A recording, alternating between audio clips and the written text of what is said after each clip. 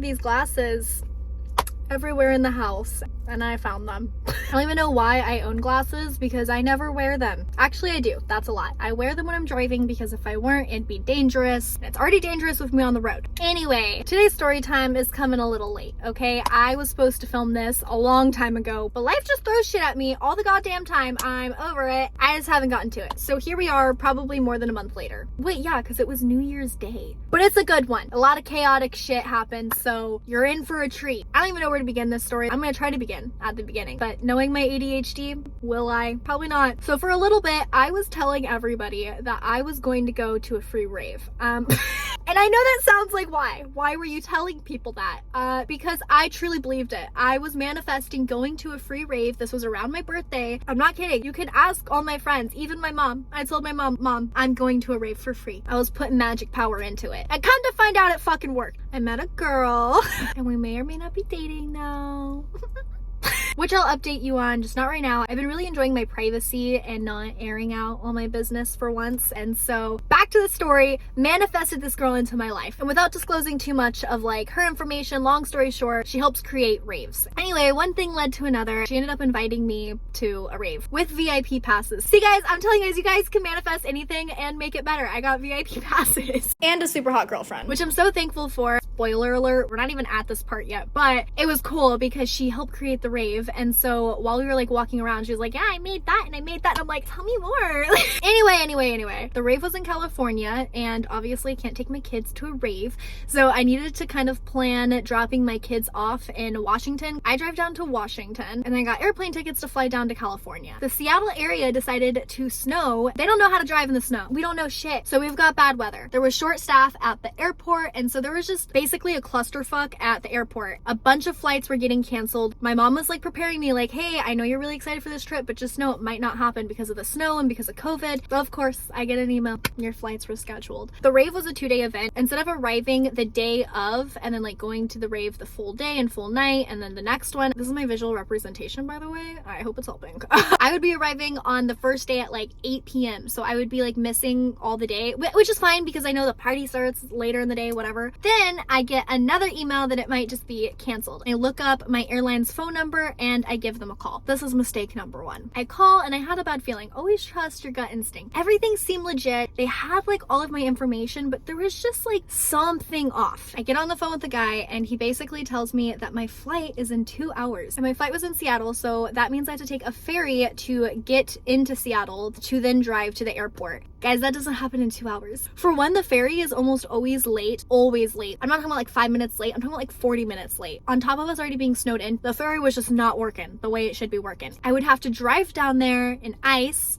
Can't do that. And because there's no Uber drivers here, the Ubers are like $200. That's like another flight ticket. I'm not spending $200 to get to the airport for a ticket that I already spent like $300 on. Like, no, not my cup of tea. So I start flipping the fuck out and trying to make my flight. I jump into the shower because your girl needed a shower. I didn't even have anything packed. So I start literally throwing anything and everything into my bag. And I left the house with no eyebrows. That's how you know a girl was stressed. That's out of my character. And of course the universe was like, nope, let's make her plot just a little bit better. And I missed my ferry. There was just no way I was making that flight. So I call back. The guy tells me that he could change my flight, but he tries charging me for it. But they're the ones who originally canceled my flight. So it just didn't make any sense. You can't cancel the flight that I pay for and then expect me to make the one that you booked for me. You didn't even ask if I could make that, you know? So I was like, no, let me talk to a manager. And so the manager is like, I understand where you're coming from. We'll grant you $100 off of rescheduling, but it's gonna cost like $100 to reschedule. My girlfriend was actually gonna pay for the rescheduling aspect of it because I was already paying for the flight and stuff. And so she was trying to make it easier for me, which I really appreciated, until the guy told me to send a picture of the ID and her card front and back. And so immediately I was like, red flag. I've never had an airline do that. And I already had a bad feeling a little bit before. So I was like, no, I charge my card that's already on file then. If anybody was gonna get fucked, I was gonna get fucked. I'm not gonna fuck somebody else's shit up. He was like, okay, yeah, I just need the security code. You know, the rest of the card's BS. So I give that to him.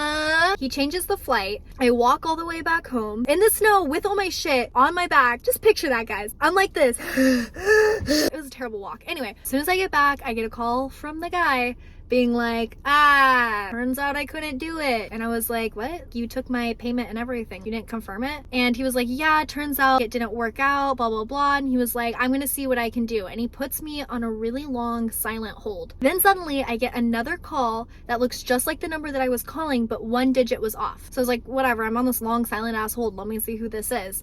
And so I answer, and it was the real airlines. She's like, this is Delta. Whoever you're on the phone with right now is trying to scam you. This has happened before, unfortunately. She's like, what they do is they will advertise their number online as our number, but they only change one digit off. That way it looks legit. And basically what they do after they have your name is they'll just look up your flight information. So that's how he was able to tell me all of my information back. Because I was like, how did he know all my stuff then? Apparently they're smart and they know how to do that shit. The guy fucked me and was now trying to take all my money out of my bank account. So I quickly called and canceled my card. So I was still going on the day of the rave at like 8 p.m. Thankfully, no money was actually taken out. So the day comes and I'm already preparing for even more cancellations because on the news, that's like all they were talking about. So I was like, yay, let's go to California. Wait, pause the story. I forgot to add something. When I went to go get the rave outfit, my car died on the ferry. Like everything that could possibly go wrong regarding this rave went wrong. That was me just trying to get the outfit, but that got resolved too. It just adds into this hectic ass story. Anyway, the day of the flight, I try to check in and they can't find my name. It has nothing to do with the weather or anything that I thought was going to be a problem. They just literally couldn't find my name. It was a whole nother issue. And this took about an hour.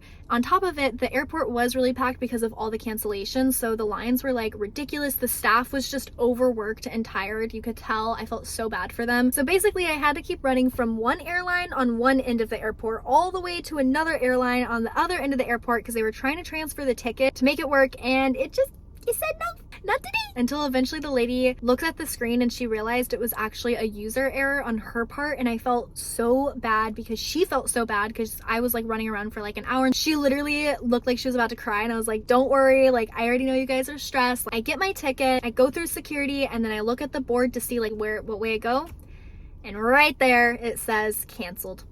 So from here I had no idea what to do because this has never happened to me before. I asked one of the people that worked there and they told me to go to Terminal 4, which is like on the other side of the airport. So I go all the way onto Terminal 4 to find that the customer service area that I was looking for, nobody was there. They were actually back downstairs where I originally started. So I had to go all the way back through security, all the way back down to the very beginning of the airport to try to fix this ticket situation. I get down there and I'm telling you, they're like Disneyland lines. I was like, I'm never going. I finally go up, we switch it out to another ticket, and I go all the way back through, and you guessed it, boom, canceled again. And so I went all the way back to the beginning. I felt like I was literally in that movie Groundhog's Day where you're just restarting the same nightmare over and over again until I get to this guy, and he saw where I was traveling to, which was like near Oakland. He's like, I'm from the Bay too. And I was like, that's my girlfriend, not me. But he was actually really cool. He helped me out so much. He took me to like this priority area in security. I don't know, it's like where you pay extra to go through security faster, because I had already gone through security like 3 different times that day. This man literally ran me to security. Like that's how dedicated he was. I was very appreciative. He got me in on a, what are they called? Dang it, I'm having a brain fart right now. I promise you guys I know the name of this. I hate when that happens and then you just feel really stupid.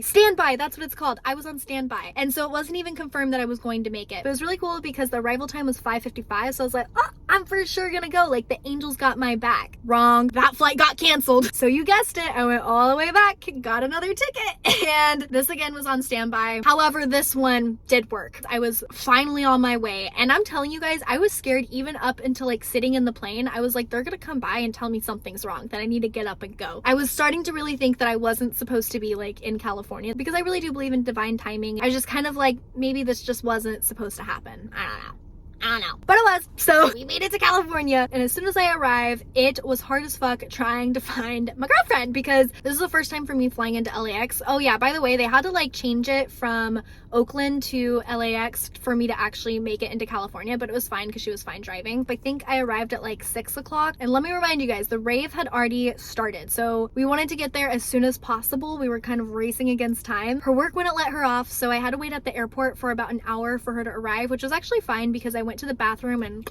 you know, as soon as I found her, her car died.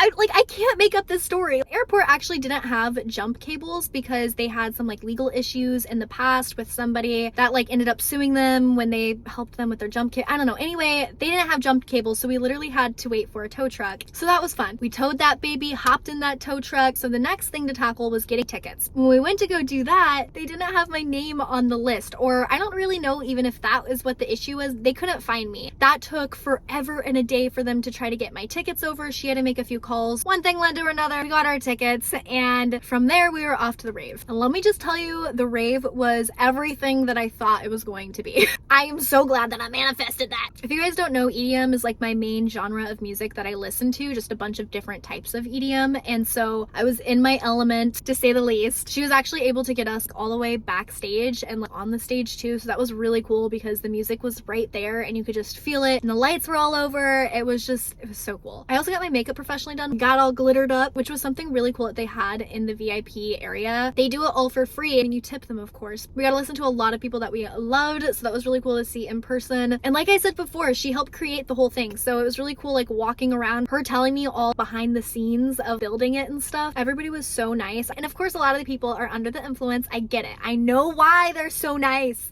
but they're just so nice and I loved it. I got this super cool hoodie there. You guys will probably see me in this a lot. I kind of live in it, but it was $80, so I'm gonna live in it. Even trying to find our hotel guys was hard. She ended up getting it through one of her coworkers because they had the hotel, but they ended up leaving, so they were just giving her the room key. But when we used the room key, it didn't work for some reason. But the guy literally hid the other card to the hotel in an art piece in the hallway. So we felt like super secret spies, and there we had it, the fucking card, and it worked. So we were able to get into the hotel. But the point is, every little thing that had to go wrong went wrong, but we ended up having an amazing time. So it honestly was all worth it. But yeah, that is my story. Let me know below what other story times you want to hear from me, or whatever other videos you want to see from me, and I will see you guys next time. Bye.